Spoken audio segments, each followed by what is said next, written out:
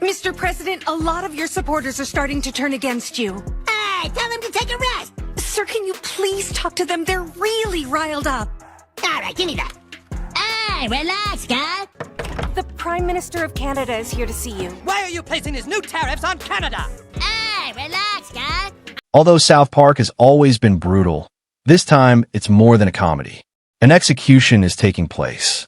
The show did more than just make fun of Karoline Leavitt, Donald Trump's polished and fiercely devoted press secretary, in its most recent leak. Her entire public identity was destroyed, and she was pulled into a nightmarish version of Washington. Donald Trump's White House press secretary, Karoline Leavitt, does not like being corrected. She does not like being fact-checked. Her smooth talking points are transformed into robotic noises in the show, and her on-camera grins become unblinking and unsettling. Furthermore, it strikes a deeper chord than nearly every political spoof the program has ever tried. Karoline spent years establishing her reputation as unstoppable, the youthful, well-spoken, and poised defender of one of the most dysfunctional governments in contemporary history. She made message discipline seem easy, shrugged aside fact-checkers, and sparred with journalists. However, South Park took that poise and turned it into something spooky. They didn't portray her as astute or cunning. She appeared to be horrible to them, the grin that sells terrible advancement. Washington is depicted in the episode as actually collapsing, reporters turning into skeletons, organizations losing funding, and lights going out. As Karoline calmly reads from a teleprompter that is blazing, she smiles at the podium. She cheers like it's a touchdown whenever the president makes a disastrous statement. She remains unfazed even as he transforms into Satan in the middle of his speech. She gives a louder clap. It's disgusting, ridiculous, and in that distinctive South Park style, simultaneously amusing and terrifying.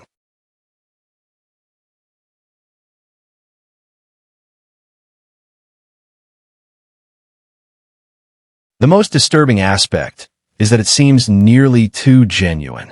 There was no need for South Park to develop a brand new caricature. They just adopted the rumors that detractors have been spreading about Karoline for years. Turn up the volume, avoid breaking character, spin at all costs, and robotic loyalty. A parody that doesn't feel like parody at all is the end result. It wasn't the complete tale, though. Karoline's crushing defeat against South Park wasn't an unexpected development. It's the most recent addition to a long list of hits for the season, one that has been methodically dismantling those who support chaos. Mr. President, you have so many great ideas. Your leadership is truly beyond anything we have ever had in this country. The 27th season of South Park hasn't been made up of jokes. The demolition process has been methodical and gradual. The authors created what seems to be an ongoing hit list from episode 1. Every week, a prominent political figure is chosen and transformed into a memorable cartoon caricature. Let's not forget that we are talking about South Park. Not only is this a cartoon, but it's a show that spent the last 27 years making fun of literally everyone. A brutal, chilly open began it. Deprived of authority and honor, the president himself staggered into a desert, half-conscious. Then came the twist of the dark soap drama. He is romantically involved with Satan in the satirical universe of the program, which includes a demon baby plot. Okay, you want to talk and watch a show together while we... It's weird that whenever it comes up, you just tell everyone to relax. I'm not telling everyone to relax. Relax, guys! These incidents aren't newsworthy. They are intended to dehumanize and degrade authority, making them South Park's most severe parody to date. Supporting players followed. I think the president is definitely Satan, and I love it. J.D. Vance was shown as a broken hype man who sputtered like failing software whenever he attempted to talk, rather than as a formidable senator.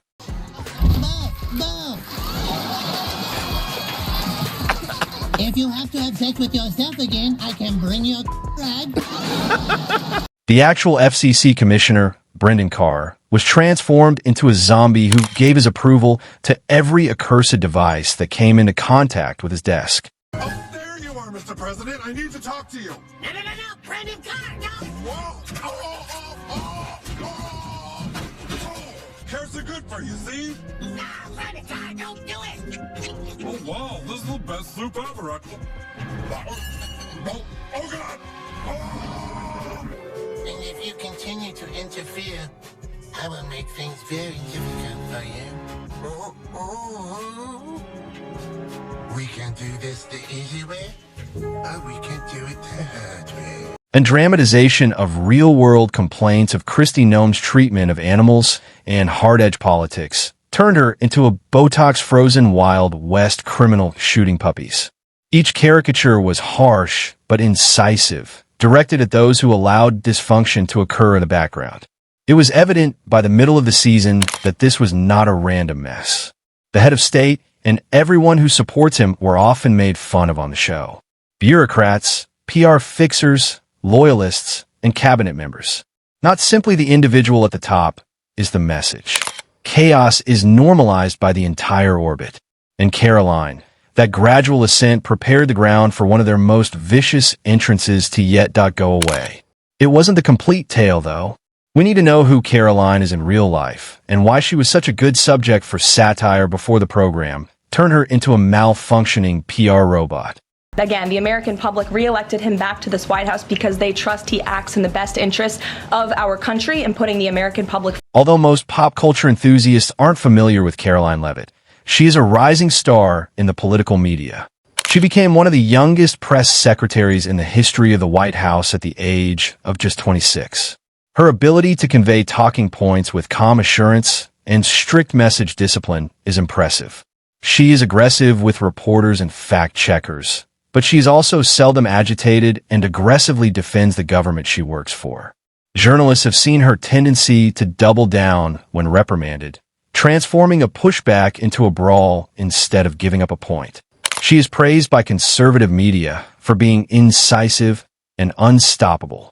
She is frequently referred to by liberal pundits as robotic, too polished, or contemptuous of unpleasant realities. Look, the president is abiding by all conflict of interest laws. The president has been incredibly transparent with his own personal financial obligations throughout the year. She has been at the focus of a number of high-profile news events in recent years, including defending contentious budget choices, fending off inquiries about conflicts of interest, and arguing on live television when hosts question her about openness. Critics post videos of her saying the same lines over and over again on social media, which feeds into her pre-programmed quips. She claims that only liberals and extremists make fun of women for how they look. Really? That's fantastic for a program like South Park, which depends on transforming genuine human peculiarities into macabre humor.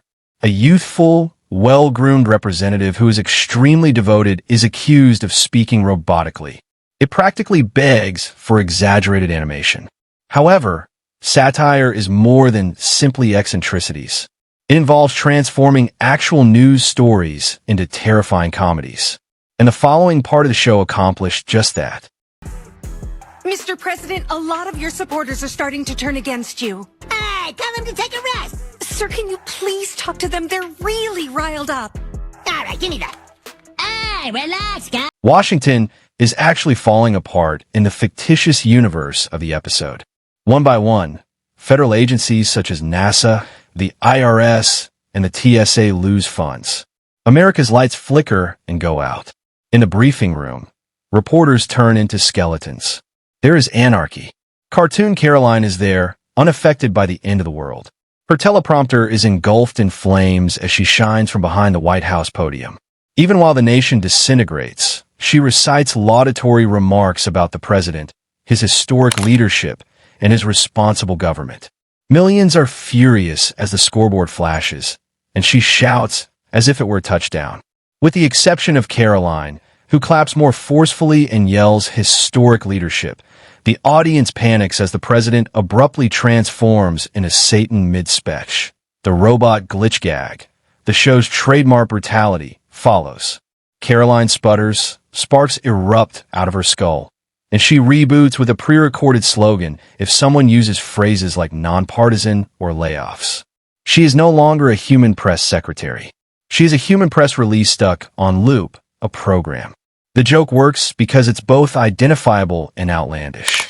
The DNA is visible to viewers who have seen actual footage of Karoline doubling down during interviews. All of this, however, was not created by the authors. To create a weird nightmare comedy, they took actual scandals and made them more dramatic. And this isn't just spin, this is gaslighting on an industrial scale. While Karoline has never presided over physical disaster, she has been the public face of several incredibly controversial judgments. Threats of a government shutdown, budget impasses, and battles for openness have forced her to justify actions that many Americans found objectionable. Concerns about the president's conflict of interest and personal commercial interests have also caused her to argue with fact-checkers. She avoids questioning by using well-crafted, pre-planned responses in viral interview footage. Critics on social media frequently make fun of her as Karoline Bot, a moniker the program appears to have adopted and transformed into actual sparks and system faults. A parody of the accusation that she would read anything that is presented to her, regardless of how unrealistic is the burning teleprompter. She reframes defeats as wins in her spoof of press conferences, cheering at bad news. The Satan Morph, which is based on a true story and blind allegiance at any costs, is also pure South Park. Because it doesn't seem like meaningless gibberish, the satire strikes a deep chord. It's like reality projected onto an unpleasant mirror. There's a trick to South Park. The reality is only a few inches away from the most cruel jokes. Because viewers have seen Karoline smile while defending controversy, her depiction is effective. While pandemonium rages, they have seen her dismiss challenging inquiries and cling to talking points. Therefore, it's humorous when the show shows her cheering as the country falls apart, but it also feels like a warning. The message is incisive. Bad judgments aren't always made by the most dangerous people. It is the one that portrays them as successful. In the media landscape of 2025, when political branding and public relations can seem more potent than legislation, that is a terrifying cultural critique. Audiences were not silent about Karoline's caricature, which turns into a symbol and the polished spin machine that normalizes disorder. Online, the episode immediately sparked a firestorm. The risk is clear to Karoline. Pop culture caricatures are difficult to remove once they become ingrained. Melissa McCarthy's podium image was always superior to Sean Spicer's. Robot jokes are still directed at Sarah Huckabee Sanders. Karoline could now be officially recognized as the apocalyptic cheerleader bot. When comedy is this incisive, it also demonstrates how deadly allegiance can be.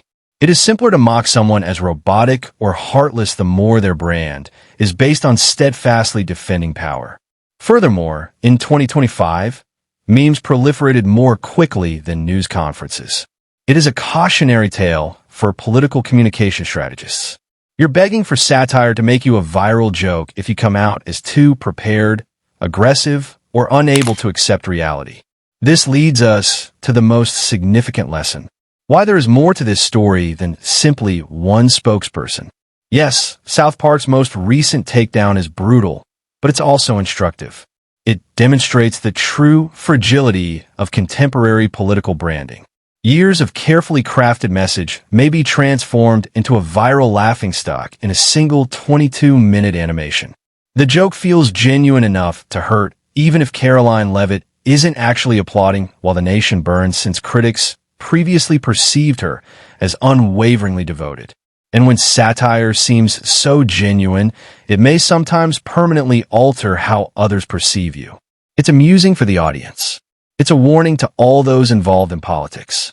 One well-targeted cartoon might ruin your entire message-disciplined identity. If you like this video, click the subscribe button to see my next ones.